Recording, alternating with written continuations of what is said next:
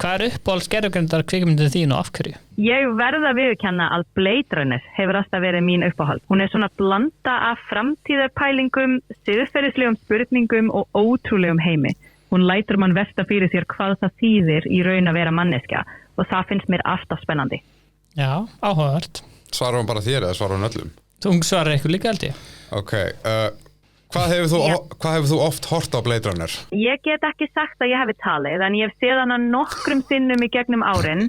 Það eitthvað við andrúmsloftið og heimspeki myndarinnar sem togar mann aftur og aftur. Hún ekki mynd sem maður gleymir. Já, Hversu mikið getur þú hort á kvikmynd? Ertu ekki svolítið bara að lesa handrit eða? Ertu að skanna hann einhvern veginn? Hvernig horfir á bíómynd?